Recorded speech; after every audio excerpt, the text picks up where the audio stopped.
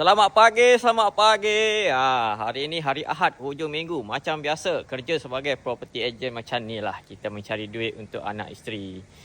Dapat 2-30 ribu jadilah.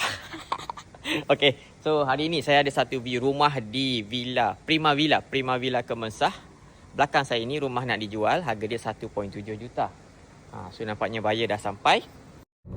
Jom saya review sedikit rumah ni. Keluasan tanah tu 33 x 96 kaki persegi. Luas binaan 3221 kaki persegi.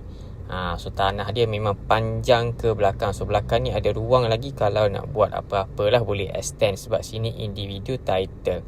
Tepi ni pun ada tanah lagi sebab ini adalah rumah zero lot bungalow.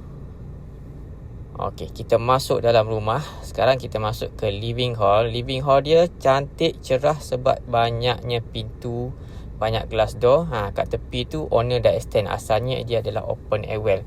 Dining area dengan dry kitchen memang sangat luas. Seronok kalau ada adik-beradik, saudara mara datang berkumpul. Wet kitchen dia pun agak luas dekat dapur. Kalau tak cukup luas lagi, boleh extend lagi di belakang. So kita naik ke atas. Saya suka tangga dia sebab tangga dia dia macam bentuk bulat dan dia naik sikit. So kita tak rasa penat sangatlah naik tinggi kan.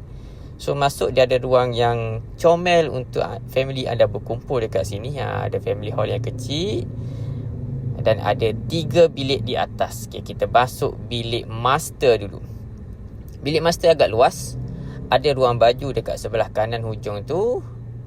Boleh muat katil king. Ada ruang bilik air yang luas dekat sini. Bilik air dia besar. Saya suka tengok rumah ni sebab bilik air dia besar. Dan ada balkoni dekat depan rumah menghadap view yang cantik tu kan. Eksklusif betul view kawasan rumah ni. Okay, kita pergi ke bilik yang kedua dengan ketiga. Bilik ni standard size lah. Bilik ini berkongsi bilik air. So kalau kata nak besarkan lagi bilik ni, boleh tarik ke belakang lagi sebab owner dah buat slope dekat belakang tu, dah buat piling, so boleh tambah. Ini bilik air dia besar, tengok berkongsi. Yang ni ruang boleh extend lagi lah kat belakang sebab dah ada slope. So siapa minat rumah ni, kasih Roger, harga 1.7 juta sah.